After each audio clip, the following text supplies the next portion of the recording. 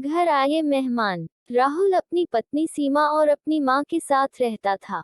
गर्मियों की छुट्टी में राहुल की बुआ फूफा अपने लड़के सोनू के साथ उनके घर रहने आए। घर आते ही फूफा जी राहुल से बोले कि यहाँ तो बहुत गर्मी है, घर में कोई एसी नहीं है क्या? राहुल की मां ने बोला, भाई साहब अभी कुछ दिन पहले ही राहुल ने अपने कमरे में एसी लगवाया है। ये सुनते ही फूफा जी अपने बेटे से बोले कि सारा सामान राहुल के कमरे में ले गए। राहुल और उसकी पत्नी सीमा चुप रहे क्योंकि उनने सोचा कि कुछ दिनों की तो बात है। इस तरह बुआ फूफा जी को राहुल के घर रहते 1 महीना हो गया।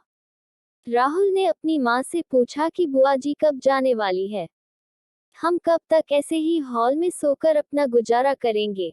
राहुल की माँ बोली, बेटा रिश्तेदारी का मामला है, हम कुछ कह भी तो नहीं सकते। राहुल की पत्नी सीमा बोली, वह सब तो ठीक है, लेकिन उनका छोटा लड़का सोनू सारा दिन घर में उधम करता रहता है। कल तो उसने हमारा नया सोफा बुरी तरह फाड़ डाला। राहुल इस बात पर बहुत गुस्सा हुआ कि नया सोफा फाड़ दिया। वह अपनी पत्नी से बोला, तुम सोनू को ऐसा करने से रोकती क्यों नहीं? सीमा बोली, जब से बुआ फूफा जी आए हैं, कुछ कुछ खाने की डिमांड करते हैं, जिससे मेरा और माँ जी का सारा दिन तो रसोई में ही बीत जाता है। राहुल ने कहा कि मैं अभी जाकर फूफा जी से पूछता हूँ कि वह आखिर कब जाएंगे। राहुल ने बातों बातों में फूफा जी से कहा कि 1 महीना हो गया है, आपके जॉब की छुट्टियां तो खत्म हो गई होंगी ना? फूफा जी बोले, राहुल मैंने जॉब तो कब की छोड़ दी, अब तो मैं बिजनेस करता हूँ और अब मैं इस शहर में भी कुछ बिजनेस खोलने की सोच रहा हूँ। पहले इस शहर को अच्छे से समझ लूं, जिसमें 2-3 महीने तो लग ही जाएंगे। ये सुनकर राहुल समझ गया कि फूफा जी अभी जाने वाले नहीं है।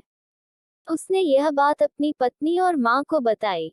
सीमा बोली, जब घी सीधी उंगली से नहीं निकलता तो उंगली टेढ़ी करनी पड़ती है।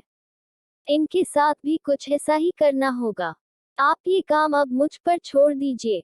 उसी रात बुआ और फूफा जी छत पर थे। तभी उनका लड़का सोनू चिल्लाता हुआ उनके पास गया और बोला कि मैंने अभी एक चुड़ैल को देखा है। तभी एक चुड़ैल वहां आ गई और बुआ और फूफा जी को बोली कि तुम में से कौन पहले मेरा भोजन बनना चाहेगा। चुड़ैल को देखकर वह बहुत डर गए और उस घर से भाग गए। उनके जाने के बाद सीमा ने अपना चुड़ैल का मुखौटा उतारा। बुआ के परिवार के जाने के बाद सबने चैन की सांस ली। सीमा की सास ने सीमा से कहा कि तू तो बड़ी अच्छी चुड़ैल बनती है। ये कहकर सब हंसने लगे। सीख, इस कहानी से हमें ये सीख मिलती है कि हमें किसी भी रिश्ते का गलत फायदा नहीं उठाना चाहिए। जिस तरह बुआ के परिवार ने अपनी रिश्तेदारी का गलत फायदा उठाया और दूसरों को परेशान किया,